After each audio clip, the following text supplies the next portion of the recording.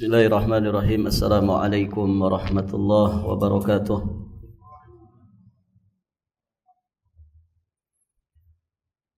Alhamdulillahilladzi arsala rasulahu bil huda wa dinil haqq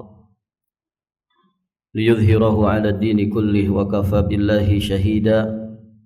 Asyhadu an la ilaha illallah wahdahu rabbi la syarikalah wa asyhadu anna Muhammadan abduhu wa rasuluh.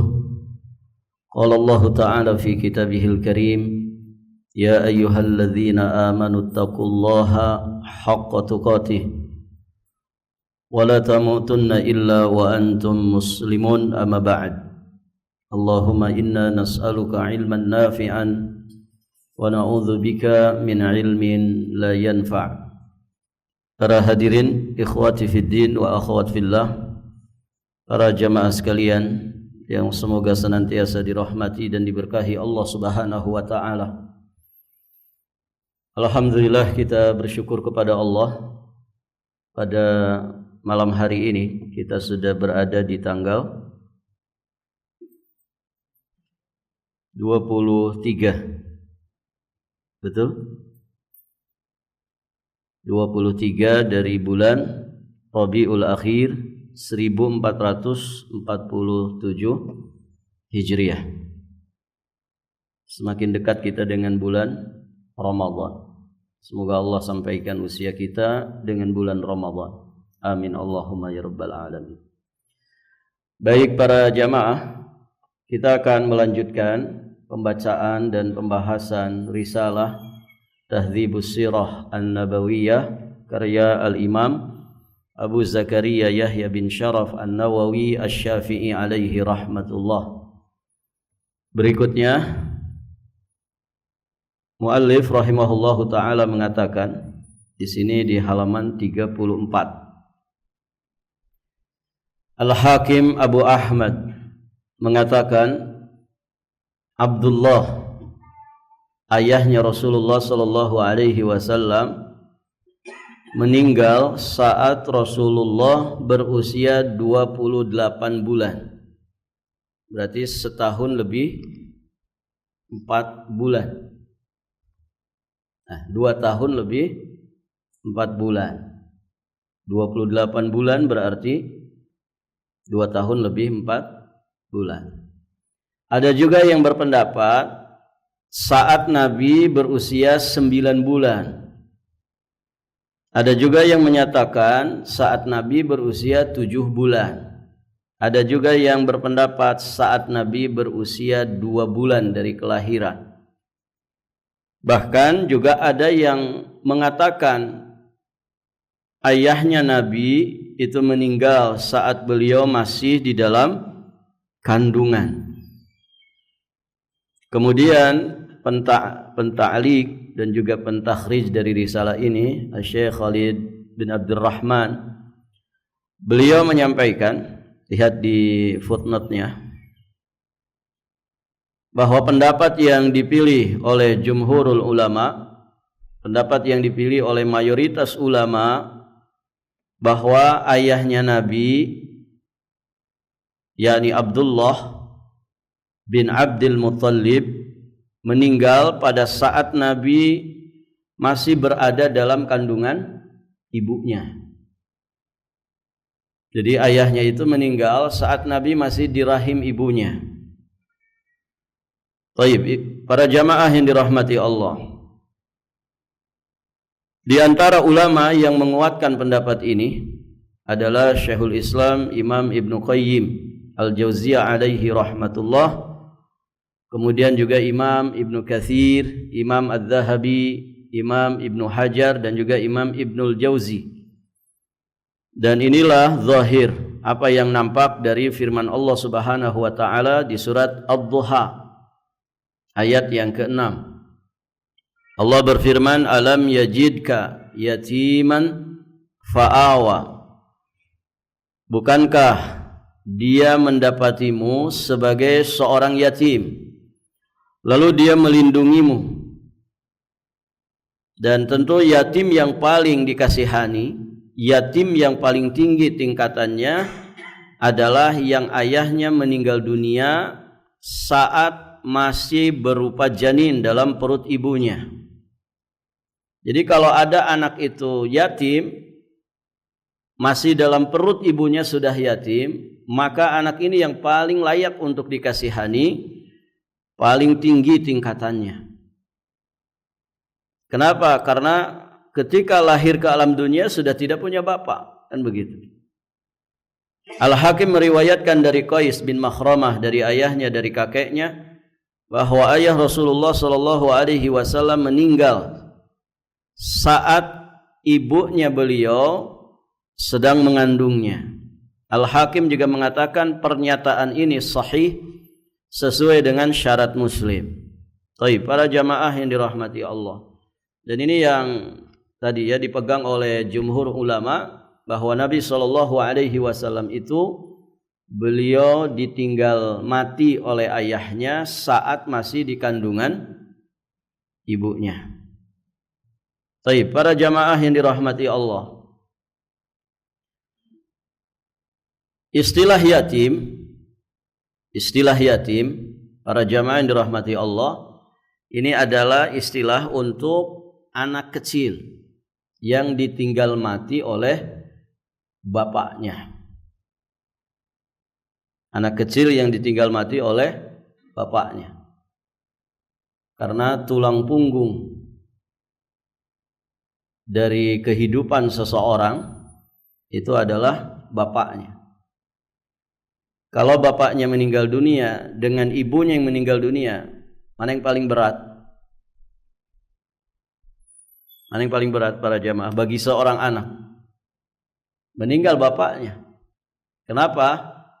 Karena bapak itu tulang punggungnya yang menafkahi ibunya, juga menafkahi dia sebagai anaknya. Kalau yang meninggal itu ibunya, barakallahu fikum, berarti yang menangani anak ini, menafkahi, membiayai anak ini masih ada bapaknya. Begitu ya. Karena yang wajib cari nafkah itu siapa? Bapak, bukan ibu. Ibu itu dinafkahi. Itu hadirin jamaah yang dirahmati Allah. Maka ada 3 istilah. Ada yatim. Yatim itu anak kecil yang ditinggal mati oleh bapaknya. Semakin kecil dia ditinggal mati bapaknya, maka semakin harus dikasihani. Begitu ya. Baik.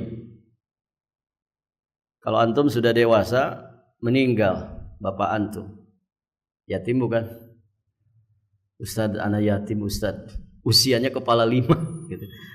Oh, bapak bukan yatim pak gitu.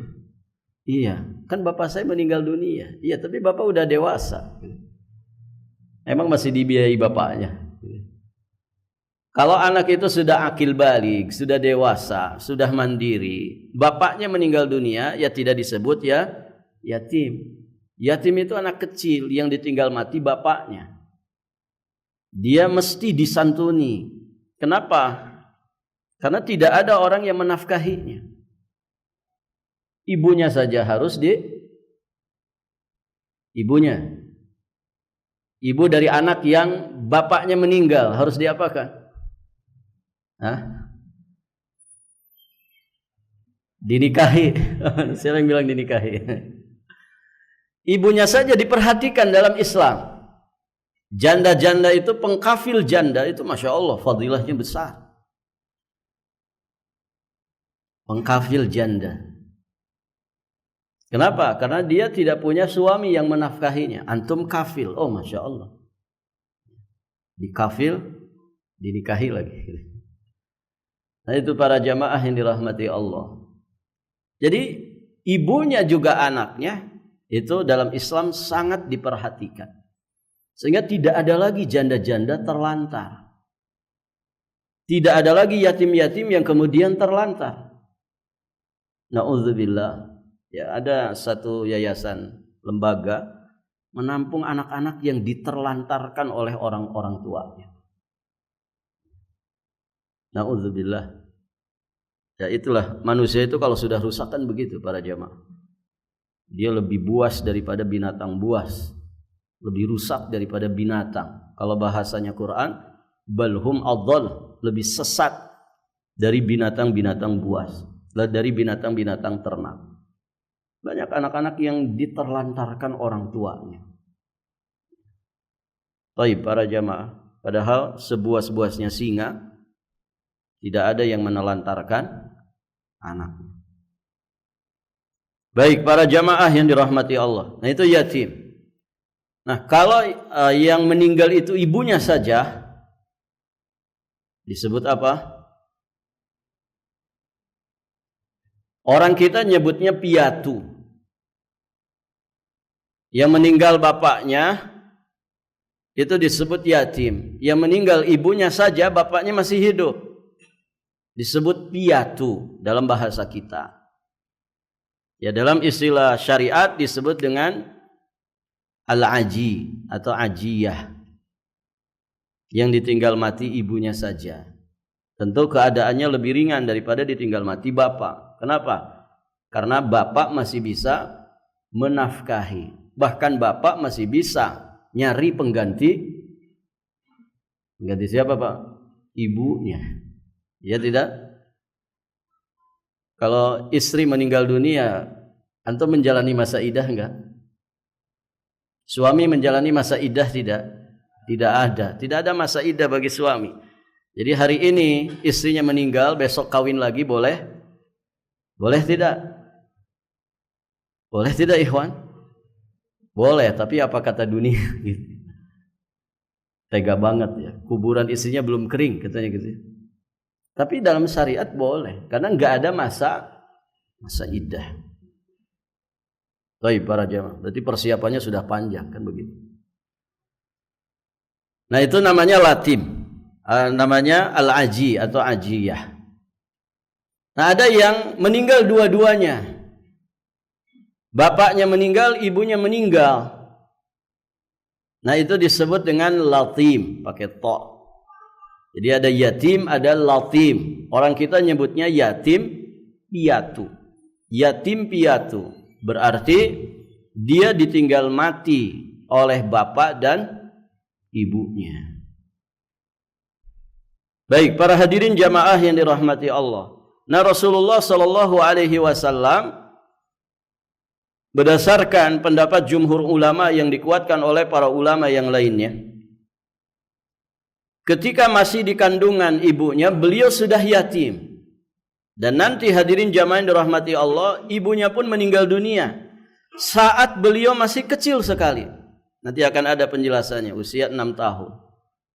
Berarti di usia 6 tahun beliau sudah dikatakan sebagai anak yatim piatu. Baik, hadirin jamaah yang dirahmati Allah.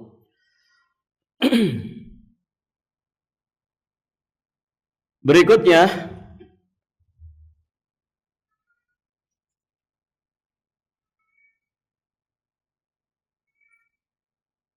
jadi itu ya pendapat jumhur ulama bahwa Nabi sallallahu alaihi wasallam ditinggal mati oleh ayahnya saat beliau masih di kandungan ibunya.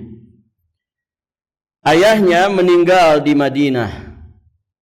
Kemudian Imam Nawawi di sini menukilkan apa yang dinyatakan oleh Al-Waqidi dan juga juru tulisnya Muhammad bin Sa'id, di mana keduanya mengatakan tidak ada bukti bahwa beliau meninggal saat Nabi SAW masih dalam kandungan. Tidak ada bukti, kata Waqid dan juru tulisnya Muhammad bin Sa'id. Namun ini dibantah lagi oleh pentaklik dari risalah ini, bahwa pendapat Al-Waqidi dan juru tulisnya Muhammad bin Sa'id, sepanjang yang kami ketahui, bahwa pendapat yang paling kuat Abdullah bin Abdul Muttalib, yakni ayahnya Nabi, meninggal saat Nabi berada dalam kandungan ibunya. Dan tentu Al-Waqidi dan juru tulisnya ini ya berseberangan dengan apa yang dinyatakan oleh jumhur ulama. Baik, para hadirin jamaah yang dirahmati Allah. Kakeknya meninggal saat beliau berusia 8 tahun. Ada juga yang mengatakan saat Nabi usianya 6 tahun. Dan kakeknya kemudian mewasiatkan pengasuhannya itu kepada Abu Talib. Abu Talib adalah saudara dari Abdullah, berarti pamannya Nabi Shallallahu Alaihi Wasallam. Kemudian ibu Rasulullah Shallallahu Alaihi Wasallam, siapa ibunya Nabi? Ibunya Nabi namanya siapa? Aminah. Ibunya beliau meninggal saat Nabi berusia 6 tahun. Ada yang berpendapat 4 tahun. Meninggalnya di satu daerah yang disebut dengan Al-Abwa, Abwa. Satu tempat antara Mekah dan Madinah.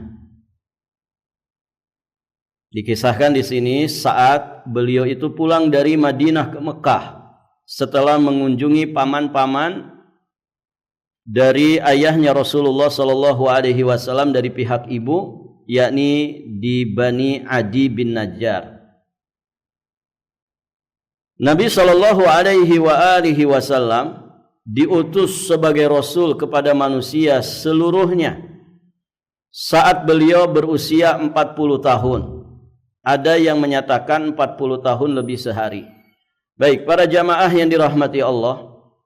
Nah, sebelum kita membahas kelanjutan dari penjelasan Imam Nawawi, kita sedikit ingin menjelaskan tentang hikmah Nabi Shallallahu Alaihi Wasallam ditetapkan Allah di usianya yang masih sangat kecil sekali. Beliau disebut sebagai anak yatim piatu. Dan tentu bagi seorang anak, para hadirin jamaah yang dirahmati Allah, ini pelajaran ya, kenapa Nabi itu diutus. Nabi itu dari semenjak kecilnya itu sudah mengalami keadaan seperti itu. Beliau yatim piatu saat masih sangat kecil sekali. Baik, ada sekian hikmah, ada sekian pelajaran yang bisa kita ambil. Di antaranya, hadirin jamaah yang dirahmati Allah, dilahirkannya beliau dalam keadaan yatim, ini tentu menjadi ujian yang begitu berat bagi seorang anak. Artinya ini hikmahnya seolah-olah Nabi itu memang sudah dipersiapkan dari awal untuk mengemban amanah tugas yang begitu berat sebagai Nabi dan Rasul. Sehingga muqaddimah ujian-ujian ini, cobaan-cobaan ini, itu sudah beliau rasakan saat beliau masih sangat kecil. Karena bagi seorang anak ujian berat adalah saat dia dilahirkan dalam keadaan yatim. Hadirin jamaah yang dirahmati Allah. Kemudian ditambah lagi, kenapa beliau ditetapkan oleh Allah Subhanahu wa taala lahir dalam keadaan yatim? Karena hadirin jamaah yang dirahmati Allah, untuk tidak dikatakan bahwa beliau berdakwah kepada umat manusia meneruskan jejak ayahnya. Begitu ya. Artinya apa yang beliau tempuh dari mendakwahi umat manusia, mengajak mereka ke jalan Allah Subhanahu wa taala, bukanlah meneruskan jejak ayahnya.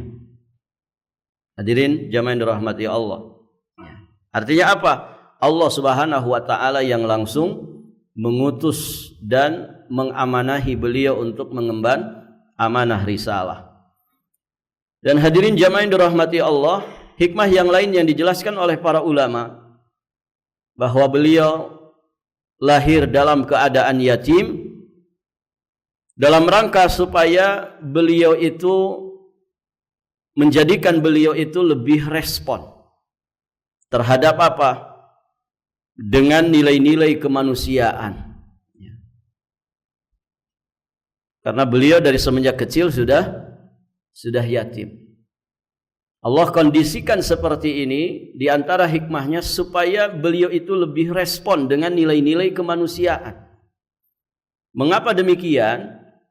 Karena hadirin jamaah yang dirahmati Allah, tentu orang yang merasakan dengan yang tidak, orang yang berpengalaman dengan yang tidak, itu akan jauh berbeda. Ya tidak? Mungkin saja hadirin jamaah yang dirahmati Allah, ada anak-anak orang kaya yang kemudian punya empati besar, menyantuni, mengasihi, mengkafil anak-anak yatim.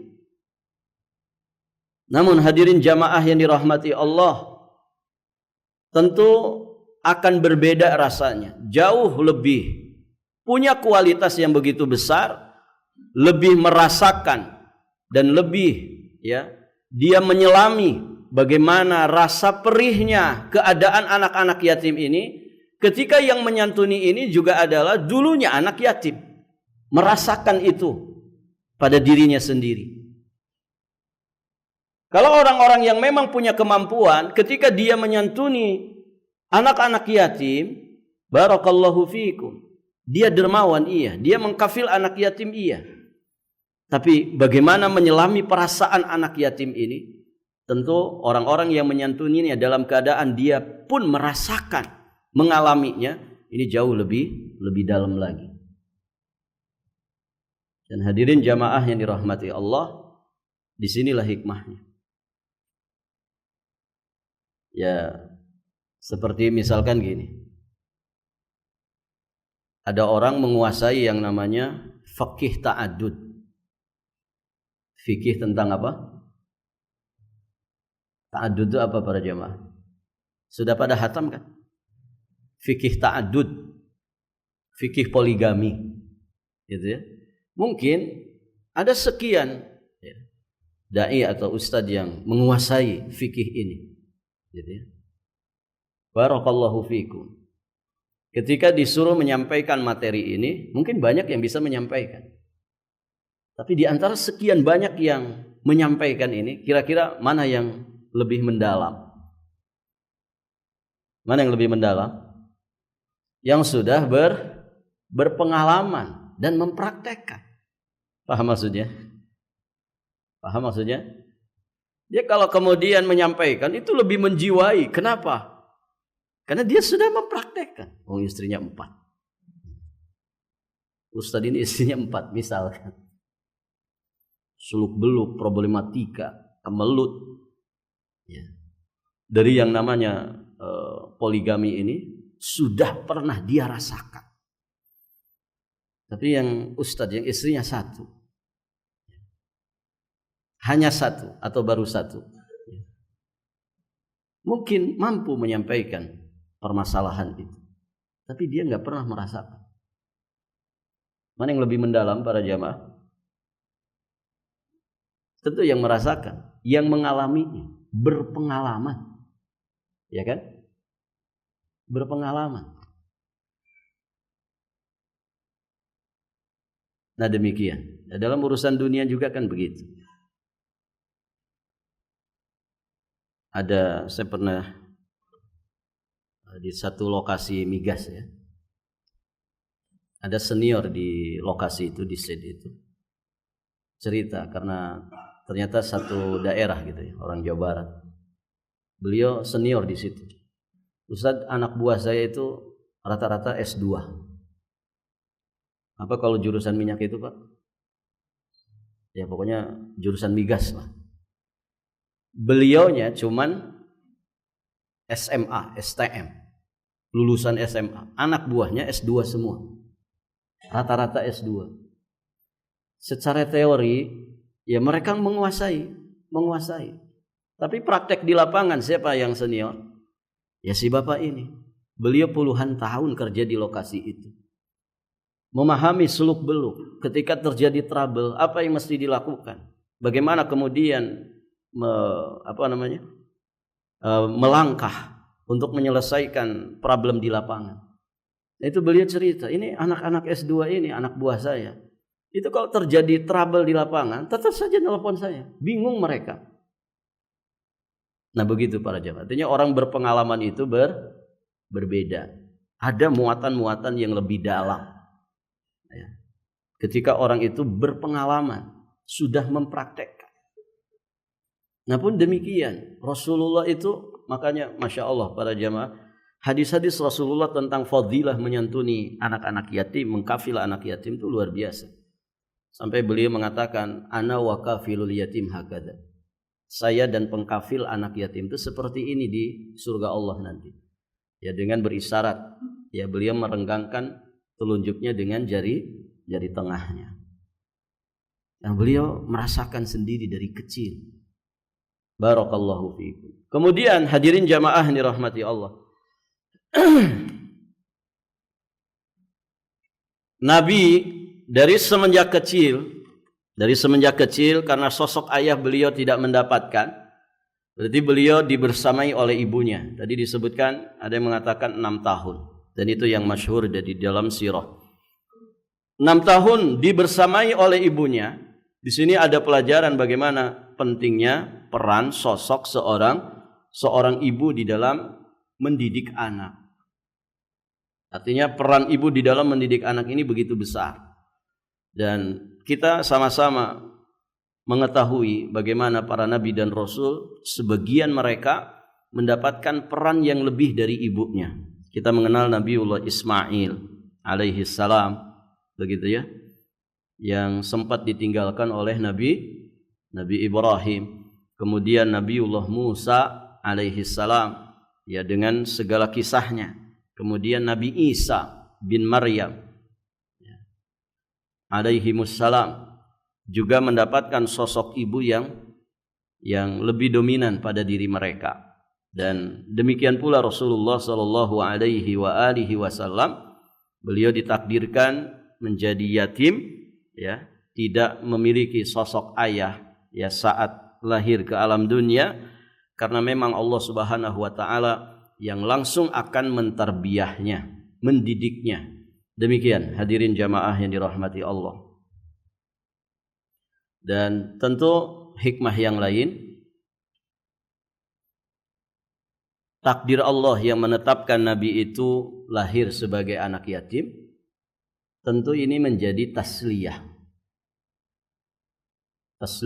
lil yatama, menjadi bentuk hiburan tersendiri bagi anak-anak yatim, bahwa ternyata sosok Nabi mereka, manusia paling mulia di muka bumi ini, ternyata juga terlahir dalam keadaan yatim, menjalani masa-masa anak-anaknya, masa anak-anak dalam keadaan yatim. Maka ini menjadi hiburan tersendiri, ya, menghibur anak-anak yatim dari zaman ke zaman, ya, bahwa sejatinya menjadi anak yatim itu, ya, tidak mesti berkecil hati, ya, karena siapapun hadirin jamaah yang dirahmati Allah berhak untuk kemudian bersaing di dalam kebaikan. Nabi Muhammad SAW terlahir dalam keadaan yatim, namun ternyata beliau menjadi sosok yang mulia, menjadi sayyidun nas, sayyidnya manusia, bahkan beliau menjadi sayyidnya para nabi dan rasul. Baik, para hadirin jamaah yang dirahmati Allah. Nah, itu beberapa hikmah yang dijelaskan para ulama, ya, tentang ketetapan Allah yang menjadikan Nabi SAW, ya, lahir dalam keadaan yatim. Baik, para jamaah yang dirahmati Allah, kita lanjutkan. Nabi SAW diutus sebagai Rasul kepada manusia seluruhnya saat beliau itu usianya 40 tahun. Apa hikmahnya beliau diutus oleh Allah saat usianya 40 tahun? Imam Ibnu Qayyim Al-Jauziyah alaihi rahmatullah, beliau menyampaikan bahwa itulah usia keemasan bagi manusia, usia matang-matangnya manusia, baik secara fisik juga secara mental. Dan itulah puncak masa muda. Walaupun sebagian ulama menyatakan puncak masa muda usia 50 tahun. Namun banyak yang menyatakan usia 40 tahun itu puncaknya masa muda. Artinya apa? Matang di situ fisiknya, matang di situ mentalnya. Dan Imam Ibnu Katsir rahimahullahu ta'ala ketika menjelaskan firman Allah di surat Al-Ahqaf, ketika menjelaskan bahwa satu-satunya angka atau angka umur yang disebut di dalam Al-Quran itu adalah umur 40 tahun, arba'ina sanatan. Maka beliau menyatakan, menukil kalamnya para ulama, ghalibnya manusia, pada umumnya manusia ketika sampai di usia kepala 4 mereka tidak mengalami perubahan. Illa man rahima rabbuh, kecuali mereka yang dirahmati Allah. Artinya para jamaah, masa tua kita itu sangat berbanding lurus dengan masa muda. Karena pada umumnya manusia tidak mengalami perubahan apapun saat usianya menginjak kepala 4. Disitulah Nabi SAW, kenapa Nabi itu mewanti-wanti kita untuk jaga masa muda sebelum datang masa tua.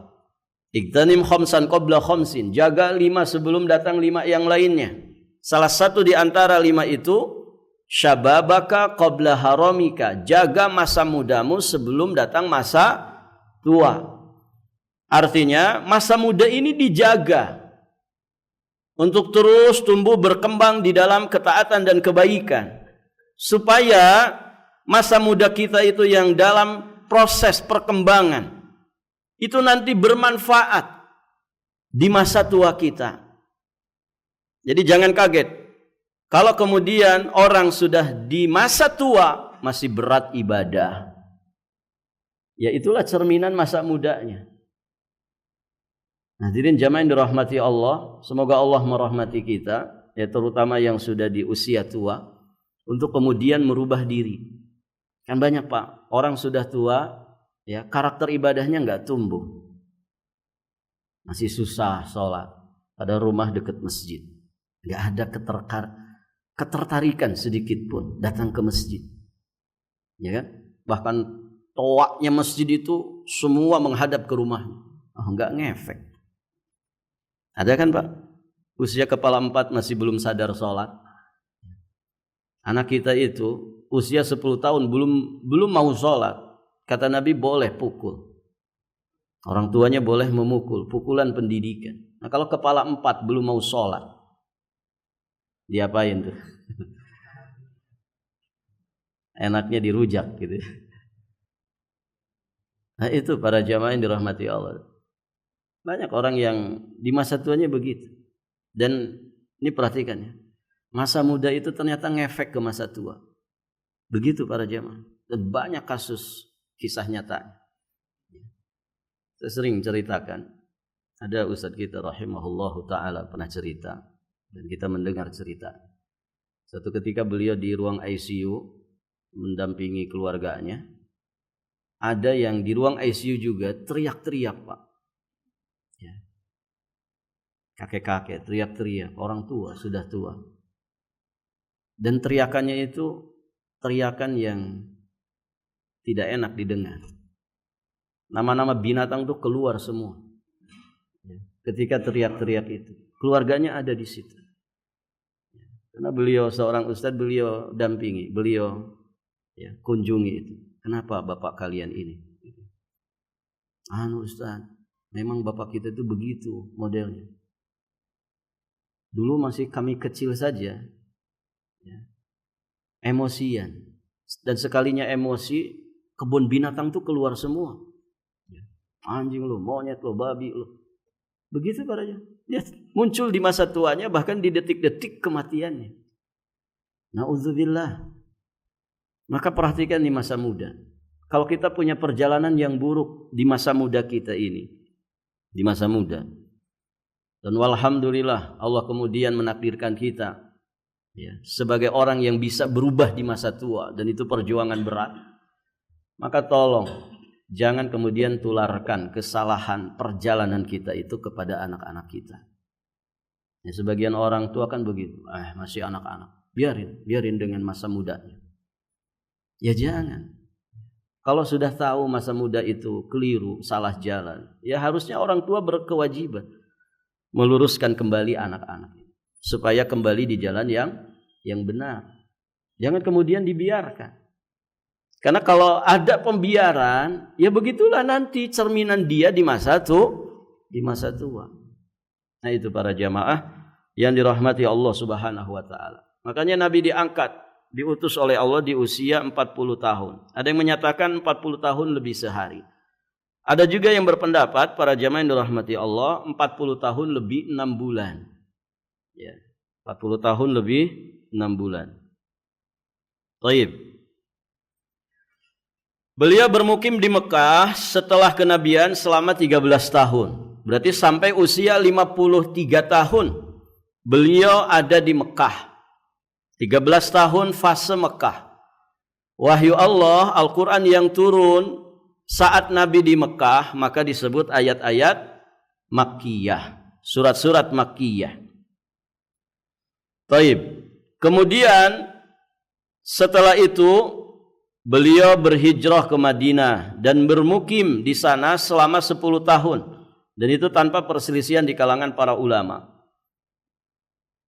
Dan dari situ kita mengetahui bahwa Nabi wafat di usia 63 tahun. Diutus jadi Nabi dan Rasul usia kepala 4. 13 tahunnya di Mekah berarti sampai usia 53. Kemudian 10 tahun terakhir beliau mukim di kota Madinah. Dan wafat setelah 10 tahun di kota Madinah. Ya, tepatnya di tahun 11 Hijriah di usia beliau 63 tahun. Baik, para jamaah yang dirahmati Allah. Di sini dinukilkan kalam Al-Hakim bahwa mula-mula Rasulullah sakit di rumah Maimunah. Baik. Pada hari Rabu 2 malam yang tersisa dari bulan Safar. Sakitnya Nabi SAW diperselisihkan berapa lama beliau itu sakit yang kemudian berujung wafatnya beliau. Mayoritas ulama bahwa masa sakit beliau itu selama 13 hari. Ada yang berpendapat lebih sehari. Bahkan ada yang berpendapat kurang sehari. Tapi yang masyhur beliau belasan hari sebelum wafatnya mengalami sakit. Demikian hadirin jamaah yang dirahmati Allah. Salawatullah wassalamuhu alaih. Demikian berikutnya nanti kita bahas awal masa kehidupan Nabi. Ini kita bahas insyaallah ta'ala bulan depannya. 2 pekan ke depan insyaallah. Baik, berapa menit lagi? Barakallahu fiikum. Cukup ya, sampai di sini saja. Ini sirah singkat saja ya. Jadi karena kitabnya juga kitab singkat, jadi kita tidak berpanjang-panjang. Dan semoga ini menjadi murajaah bagi kita semua, mengulang kembali dan terus mengulang ya, perjalanan kehidupan Rasulullah SAW, sehingga kita semakin kenal kepada Nabi, semakin makrifat kepada beliau, dan semoga itu menjadi bekal terbaik ya bagi kita semua untuk menghadapi setiap tantangan, rintangan dan juga cobaan dalam perjalanan kehidupan kita ini. Baik, para jamaah yang dirahmati Allah, sampai di sini saja. Insyaallah taala nanti kita lanjutkan di kesempatan berikutnya. Bismillah. Kita akhiri dan kita tutup dengan doa kafaratul majlis. Subhanakallahumma wa bihamdik asyhadu an la ilaha illa anta astaghfiruka wa atubu ilaik. Assalamualaikum warahmatullahi wabarakatuh.